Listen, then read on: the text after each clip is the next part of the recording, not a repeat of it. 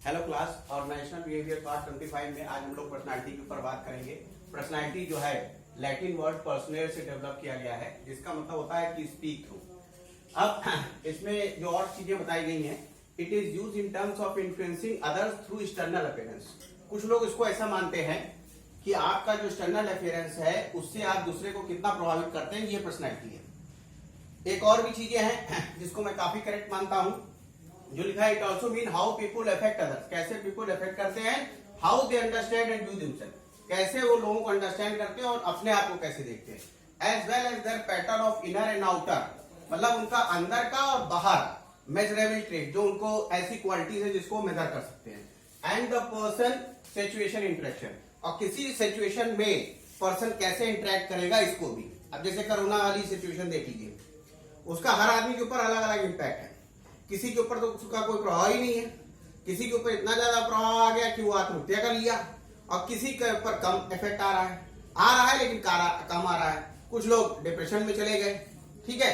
तो ये सिचुएशन ये वही है बात लिखी हुई, ठीक है।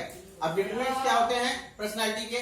डिटरमिनेंट जो है बायोलॉजिकल, कल्चरल, फैमिली, सिचुएशनल और अदर है। बायोलॉजिकल फैक्टर्स जो होते हैं जो पर्सनालिटी को डिटरमाइन करते हैं, उसमें आप हेरिडिटी होती है, मतलब आपके माता पिता जिस टाइप से हैं उसी तरह से आपका भी एक रंग रूप होगा, ब्रेन का बेसिस और फिजिकल फीचर्स भी आपके उसी तरह से होंगे, ठीक है।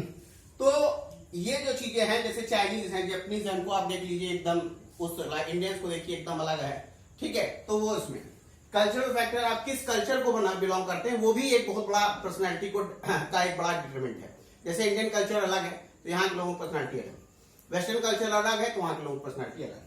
फिर फैमिली और सोशल फैक्टर्स भी बहुत इफेक्ट करता है।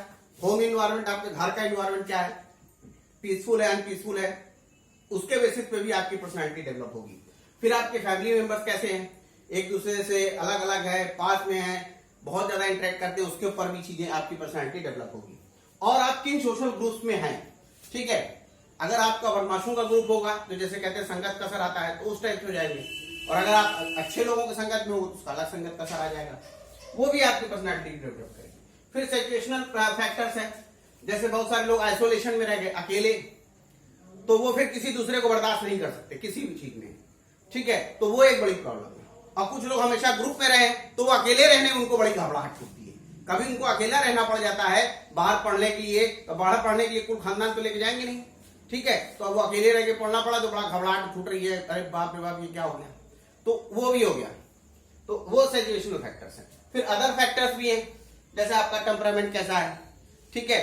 मतलब आप बहुत जल्दी गुस्सा हो जा रहे हैं, बहुत जल्दी नहीं गुस्सा होते हो। फिर आपका इंटरेस्ट किन किन चीजों पे है, फिर आपका कैरेक्टर कैसा है। फिर लास्ट में इसकी में मतलब होता है परसेप्शन और एटीट्यूड, आपका किसी चीज को लेके कैसे। परसेप्शन एटीट्यूड हम पहले ही पढ़ा चुके हैं, तो वो कैसा है इसके ऊपर, ठीक है। तो आज हमने पर्सनालिटी के बारे में बात किया और उसके डिटरमिनेंट के बारे में बात किया।